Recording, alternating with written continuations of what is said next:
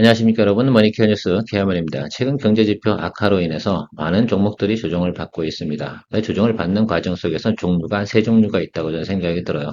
고점에 물리신 분들, 중턱에 걸리신 분들, 저점이라고 생각했으나 추가적으로도 하락한 경우, 이런 세 가지 경우가 대표적인 케이스임에 틀림이 없을 겁니다. 근데 내가 어느 쪽 포지션이 맞냐에 따라서 상당히 좀 해결하는 방법들이, 처리 방법이 크게 차이가 있을 수 있습니다. 머니케어 뉴스에서 전체적으로 분석을 해봤습니다. 고점에 물린 케이스는 없어요. 그래서 사실 제가 그런 것들은 원하지도 않으니까. 자, 그런데 보통 중턱에서 트레이딩 포인트 들어간 거 한 20%, 저점이라고 생각했는데 추가적으로 더 하락한 케이스가 한 7, 80% 정도가 될 거라고 생각이 들어요. 왜냐면 제가 지난 2주에서 3주 동안 계속해서 경제지표가 하방으로 열렸으니까 조금 주의하면서 비중도 크게 가지 말자 이런 말씀을 많이 드렸었는데, 자, 그런 과정이 발생이 됐다 하더라도 경제지표가 악화되니까 종목이 경제지표를 이길 수는 없죠. 일단 순응하고 일단 받아들이는 것까지는 좋은데, 이 다음에 우리가 처리 방안이 상당히 중요한 것 같아요. 자, 포트폴리오를 갖다 우리가 구성을 했으나, 그럼에도 불구하고 손실이 발생된 것들, 이런 것들 같은 경우는 얼른 출구 전략을 마련해 나가는 것이 상당히 중요하다라고 저는 생각을 하고 있습니다.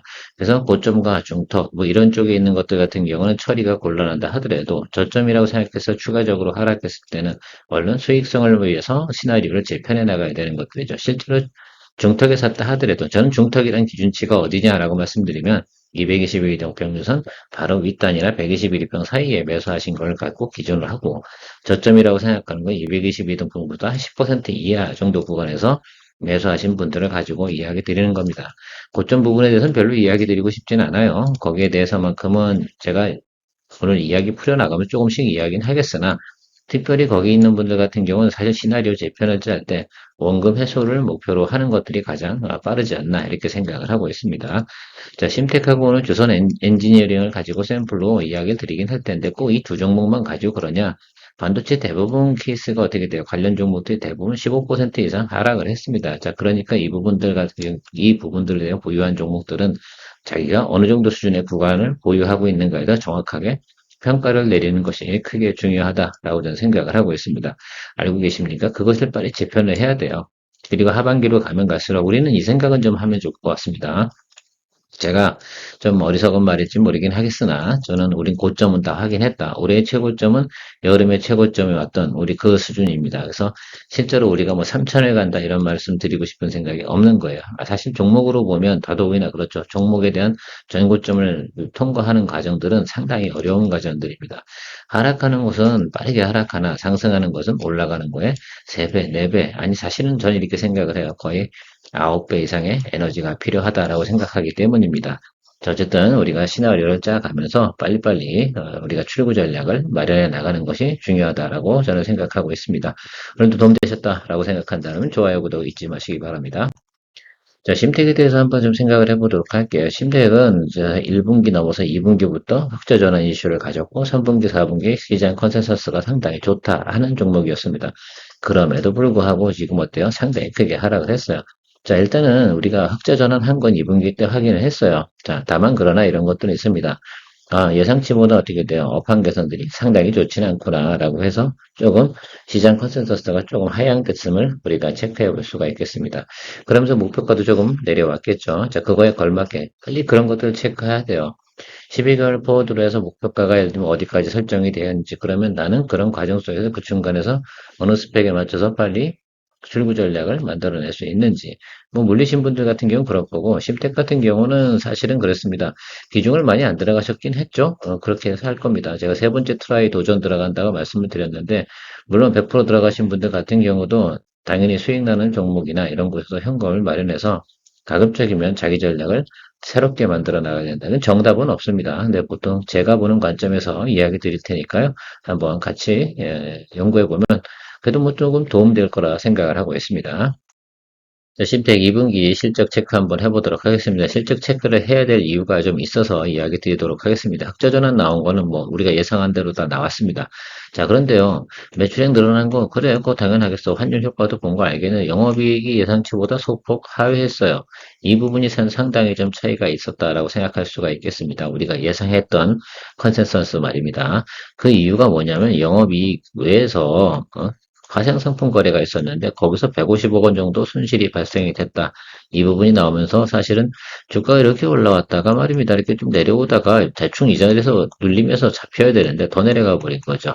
왜? 영업이익이 감소했다라는 것들이죠. 특히 이제 150억 원 정도면 동기업에서는 작은 건 아닌데 분기에서 이렇게 많이 좀 까먹은 부분이 있습니다. 그래도 불구하고 내용적으로 회사가 전형적으로 하는 비즈니스, 우리가 기판 생산 이런 거 하는 것들은 크게 문제가 없었음을 우리가 알 수가 있습니다. 특히 이제 MCP 기판 같은 경우가 5분기 연속 상승세를 보였다. 이 점은 크게 의미가 있을 거라 생각을 하고요.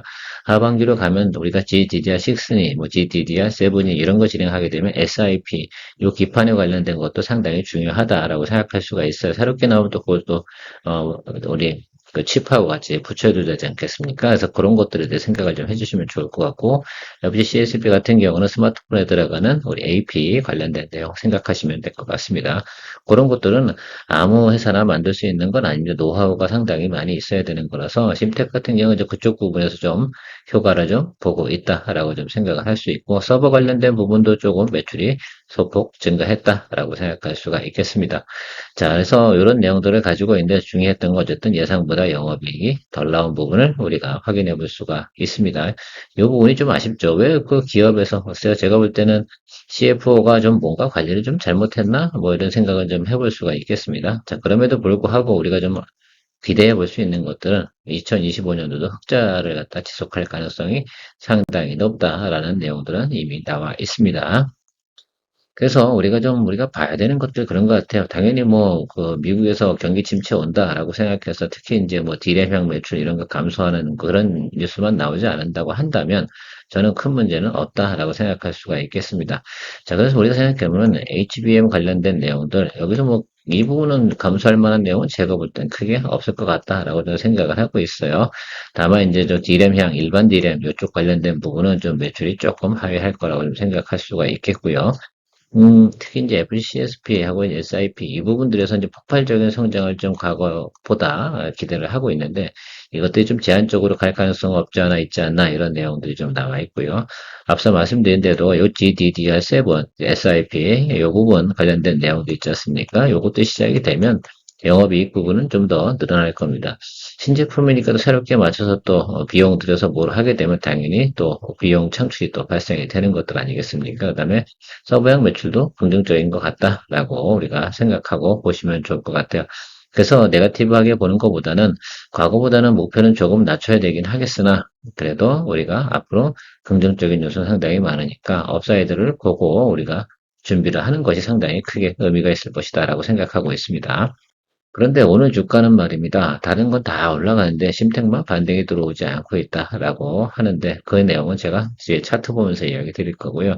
일단 여러분들이 좀 체크해 보셔야 되는 것들은 바로 이 부분이에요. 계속해서 적자 전환 가다가 2분기 때 흑자 전환. 우리가 어쨌든 이것 때문에 우리가 수익을 좀 내면서 한번 수익을 냈었습니다. 3분기 때 보세요. QOQ 대비해서 420% 성장.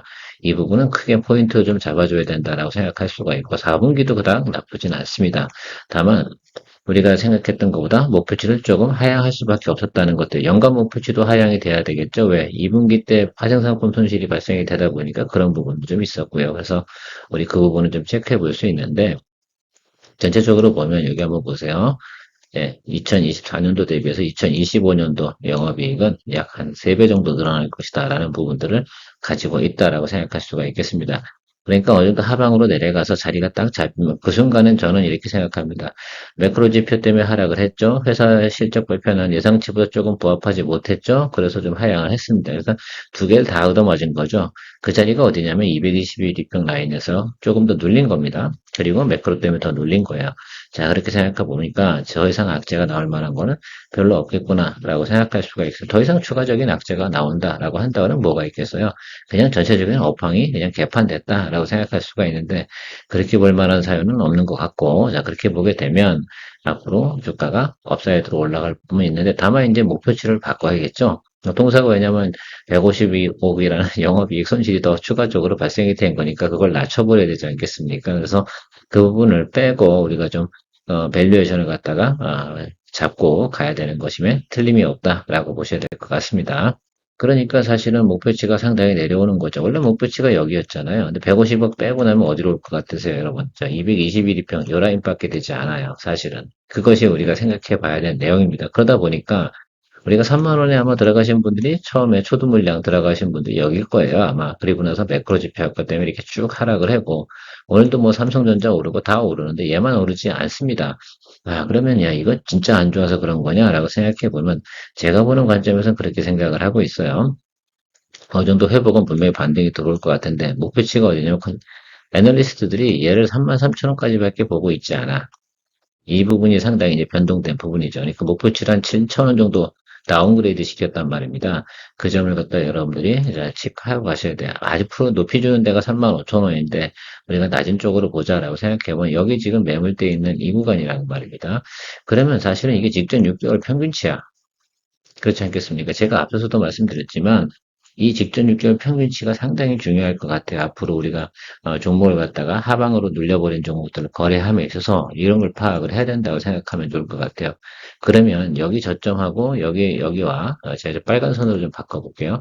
자, 고점을 라인을 딱 그어야 돼요. 여기 이상은, 여기 위로는 안 가는구나라고 일단은 단기적으로 올해 안에 쪽에는 6개월 안쪽에서는 그렇게 보셔야 되는 게 당연히 맞겠죠. 올해 안에 거까지는 예상 포워드가 다 나와 있으니까. 자, 그렇게 생각해 보면 여기서부터 이 사이에서 우리가 놀아야 돼. 저점이 만약에 확인이 된다라고 한번 가정을 해봅시다, 여러분. 그럼 어느 구간이 여러분 탈출할 수 있는 구간이라고 생각하십니까? 그 점을 설정을 해내는 것이 상당히 중요해요.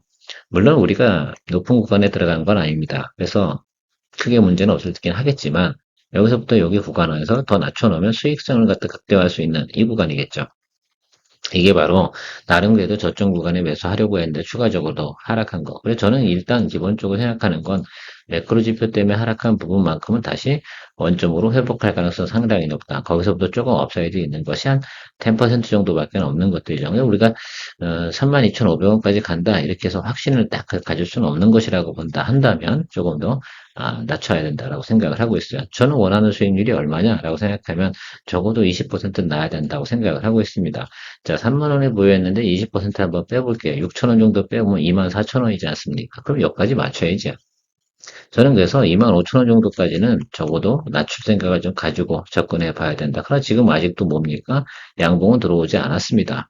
자, 그래서 저는 여기 부분이 지금 비중적으로 얘기 드리는 거예요. 여기가 30% 들어가 있습니다. 그래서 여기서 60% 들어가려고 합니다. 왜? 이것은 이 윗단으로 보지 않기 때문이거든요. 그래서 여러분들 이렇게 이제 뭐 중턱이냐 저점 구간 이건 지금 저점 구간이라고 생각해서 매수를 했는데 추가적으로도 하락한 구간이에요. 그런데 목표치까지 같이 내려와 버렸어요. 그러니까 사실 어떻게 보면 중턱의 상관은 똑같은 원리를 가지고 있다라고 생각할 수가 있겠습니다. 그래서 중턱이라고 생각하고 계산해서 저는 저까지는 분명히 간다라고 생각할 수가 있습니다. 앞서 보신 것처럼 포워드 가이던스가 QOQ 대비 3분기 때 제가 볼 땐 3분기 안에 승부수가 나올 것으로 생각을 하고 있습니다. 지표만 받쳐주면 되는 거예요. 매크로만 뭐 크게 문제가 되지 않으면 저는 분명히 저 자리까지는 간다라고 생각하고 있습니다. 급락한 건 다시 움직이게 되어져 있다. 그래서 최대 맞춰서 또 계산을 좀 해보는 거죠.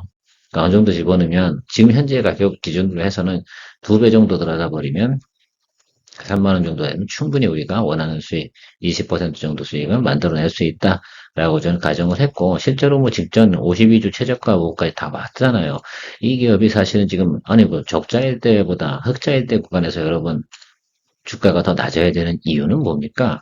그 Y를 한번 생각해보면, 여러분들 Y 좋아하시지 않습니까? 그래서 그 이유를 아무리 생각해봐도 그럴 만한 이유는 없을 것 같아요. 그 이유가 있다고 그러면 진짜 경제 지표가 완벽하게 망가져야 되는 케이스밖에 없을 텐데, 저는 그런 경우는 없다라고 생각을 해서 과감히 2배속 들어가 줄 생각을 가지고 있습니다. 그래서 최소 제가 볼 때는 적어도 한 26,000원이나 7,000원 정도 수준까지 맞춰주면 적어도 10% 이상의 수익성에 대해서 우리가 좀 잡아갈 수 있다라고 생각을 하고요. 다만 양봉 보고 들어가셔야 되는 것들 좀 생각을 해주시면 좋을 것 같습니다.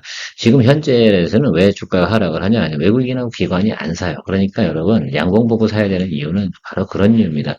어느 정도 되면 어떻게 되겠습니까? 외국인하고 기관이 이거 사야겠네라고 생각할 때가 들어오지 않겠습니까? 저는 그 타임에 두 배수를 들어가서 트레이딩 해볼 생각을 가지고 있습니다. 그래도 저는 탈출 가격이 다시 원점 구간인 3만 원대 초반 이렇게 보고 진행을 할 생각이에요. 왜냐면 여기서 또 매물이 걸려 있는 분들이 있거든. 이 사람들이 안 던질 수가 없어. 단기적으로 올라오게 되면. 그래서 이 3만 원 초반대 정도 가격에서 스위치를 하려고 한다 그러면 그때도 내가 시간 기다린 게 얼만데 그럼 한 20% 내려고 한다 그러면 좀 과감하게 시나리오를 그려놓고 기다려 보시는 것이 좋겠다라고 말씀드려 보도록 하겠습니다. 머니케어 뉴스가 장기적으로 성장과 정착을 위해서 필요한 것은 머니케어 뉴스의 리포트를 통해 도움이 되신 분들의 채널 기본 멤버십 가입입니다. 멤버십 분들을 위해 24년부터는 회원 전용 방송으로 케어맨 투자 종목 공유와 선별적으로 좀 더 유망 종목 리포트 및 리뷰를 진행합니다. 아마도 큰 도움이 될 것이라 사료됩니다. 여러분들도 잘 생각해 보시고 이렇게 저처럼 시나리오를 다시 만들어야 된다는 말씀 좀 드리고 싶은 것뿐입니다. 자, 조성 엔지니어링 같은 경우는 저는 손절을 쳤어요. 여러분들은 손절을 안 쳤겠지. 그래서 손절을 안 친 기준으로 한번 설명을 드려야 되는 게 맞지 않나 이런 생각은 좀 가지고 접근해 보도록 하겠습니다. 자, 2분기 컨센서스는 어때요? OPM이 상당히 좋습니다. 37%이 정도 나왔습니다. ALD 기계, 원자정착 기계, 그거 상당히 좀 중요한 기계라고 저는 생각을, 장비라고 해야겠죠. 장비가 상당히 중요합니다. 특히 이제 중국 같은 경우는 똥줄이 탑니다, 지금. 특히 이제 또 HBM 관련돼서도 상당히 뭐 미국이 제재를 가할 생각을 좀 가지고 있는 모습. 이 부분이 상당히 크게 아마 중국에 조바심을 좀 줄 거라고 생각이 들고, 그렇다 그러면 그 정책이 나오기 전에 언론을 주문 때려가지고 장비도 그렇고요. HBM도 그렇고요. 또 땡겨가야 되는 그런 것들.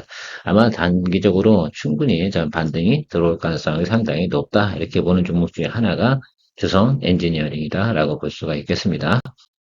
자, 그런데 제가 계속 최근에 이야기 드리긴 하지만 전 직전 6개월의 평균 가격이 있을 거야. 무너지기 직전에 거기 이상 올라갈 확률은 그리 높지는 않습니다. 우리나라는 차익 거래에 또 달인들이 상당히 모여 계시지 않겠습니까? 또 개인들도 상당히 많이 있기 때문에 그 부분까지만 우리가 보고 가야 되는 것이다라고 생각할 수 있고, 전체적인 내용은 제가 앞서 설명드린 것처럼 중국향 매출 꽤 괜찮게 나오고 있고요.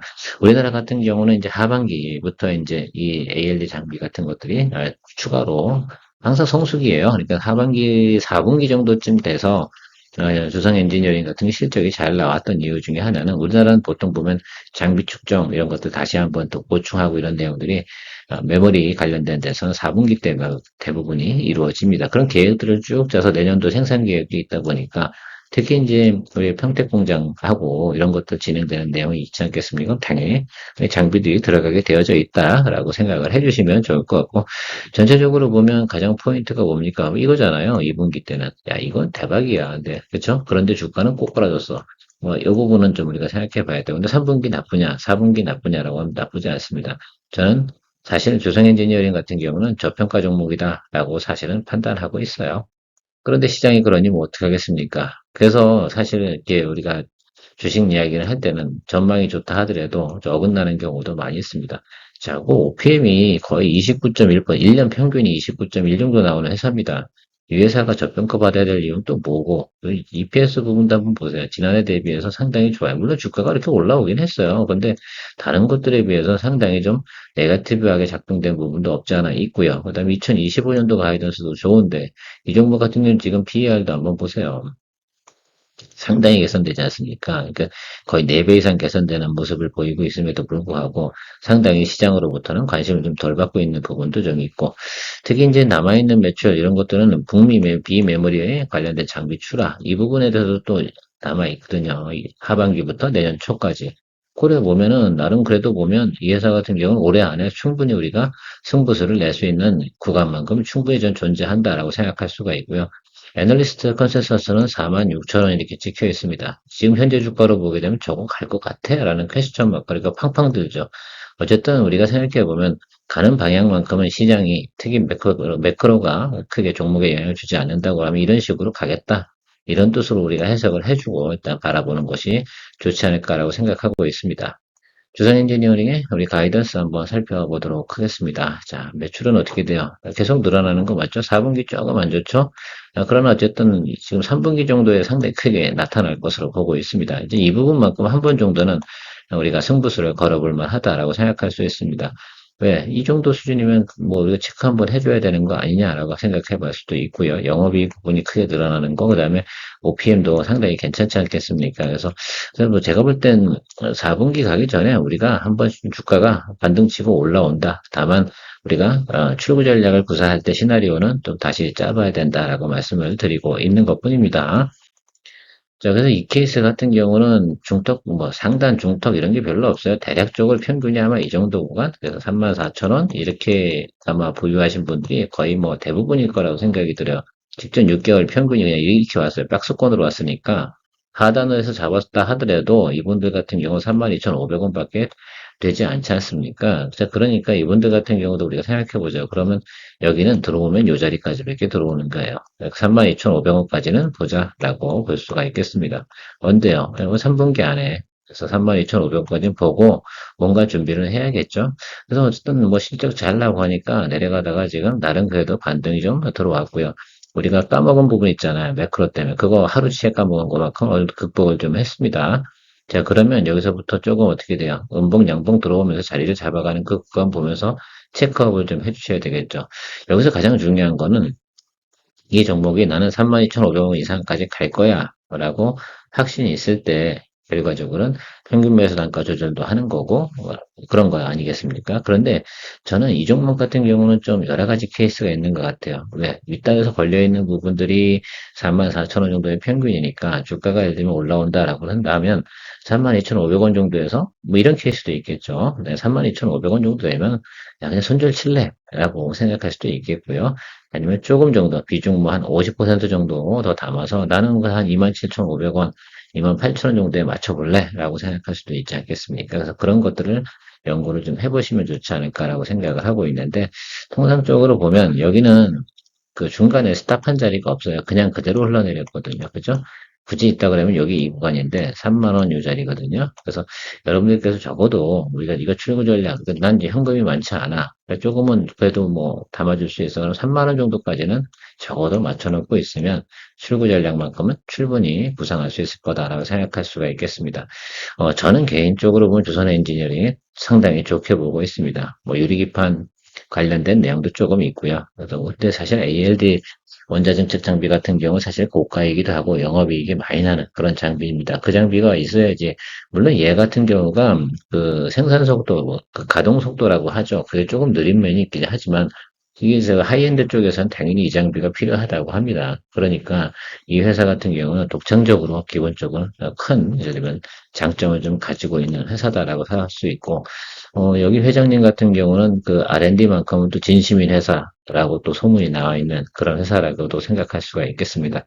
오죽하면 우리 이제 쉽게 말해 NDR 우리가 발표할 때도 보면 회장님이 직접 나와서 발표하죠. 열정이 대단하시더라고요. 그래서 그런 면들도 한번 생각해 보면 적어도 222이동평선 저 32,500원 저 자리까지는 여러분들이 보고 고려해 보고 여러분들께서 나름 시나리오를 그려봐야 됩니다. 각자 현금 비중들이 차이가 많기 때문에 제가 이렇게 하라 저렇게 하라 말씀드릴 수는 없겠지만 저는 뭐 32,500원까지는 충분히 올라온다라고 생각하고 이야기 드리는 게 맞지 않을까 이렇게 보고 있습니다. 그 점 생각하셔가지고 여러분들께서도 출구 전략 잘 구상해 보시면 좋겠다라고 생각하고 있습니다. 제가 보유하고 있지 않은 관계로 여러분들한테 제가 모니터링을 자주는 못할 것 같아요. 여러분들께서 Q&A 같은 경우도 자주 좀 해주시면 저도 제 생각과 의견을 계속해서 공유해 보도록 하겠습니다. 일단 뭐 매수하는 거죠. 매수 가야 됩니다. 그래서 여긴 아니고요. 그다음 음봉, 양봉 이렇게 뜨는 자리가 있을 겁니다. 뭐요? 코덱스 레버리지가 양봉이 다시 한번 뜨는 구간, 추세 전환적이 나타나는 시그널이 들어올 때, 그럴 때 같이 매수를 해주는 쪽도 강전이 괜찮겠다라고 생각할 수가 있겠습니다. 뭐 급등해서 올라오는 경우는 굳이 매수할 필요는 없다라고도 볼 수 있고요. 어쨌든 뭐 도움이 되셨는지 모르겠지만 이렇게 생각을 하고 빨리 시나리오를 재편하는 것이 가장 중요하다는 것이 제가 드리고 싶은 말의 핵심이다라고 생각할 수 있습니다. 요즘 케이스별로 여러 가지가 있으면 저도 계속해서 아마 이번 주 내내는 뭐 출구 전략 관련된 내용들, 종목에 대한 의견들을 계속해서 여러분들하고 공유해 나가도록 하겠습니다. 머니케어 뉴스가 항상 뭐 새로운 것도 나고 지금 사세요 이렇게 하는 건 크게 의미가 없을 것 같다라고 말씀드렸습니다. 그래서 과거에 최근에 제가 우리 모니터링 하던 종목들을 다시 한번 여러분들 뭐 한다? 예, 체크하면서 포인트 잡아가는 쪽으로 진행해 보도록 할 테니까요. 여러분들께서도 잘 고려해 보시기 바랍니다. 오늘 나름 그래도 그냥 시간이 길었네요. 열심히 설명을 오래 했는 모양이에요. 진심을 담아서 했으면 상당히 오래 걸리는 것 같습니다. 좋은 하루 되시고요. 좋은 리뷰가 되셨으면 좋겠습니다. 케어맨이었습니다. 매일같이 변화하는 시장 상황에서 종목 투자에서 가장 중요한 것은 무엇일까요? 그것은 바로 매수 포인트와 매수 가격일 것입니다. 매매의 기본은 주가가 낮은 구간에 매수해서 반드시 매도해야 합니다. 성공적인 수익 추구는 결국 좋은 기업 내용과 매수 시점입니다. 머니케어 뉴스는 종목에 대한 영상 리포트 이후 오투정, 즉 오늘의 투자 포인트 정리 시간을 통해 하루하루 변화하는 시장에 성공적으로 대응하기 위해 회원 전용 영상을 통해 매일 리뷰하고 있습니다. 투자에서 가장 중요한 것은 바로 매수 노하우와 매수 시점, 즉 매수 가격입니다. 머니케어 뉴스 회원 전용 오투정과 아카데미를 통해 투자 노하우를 공유하고 있습니다. 많은 관심 바랍니다.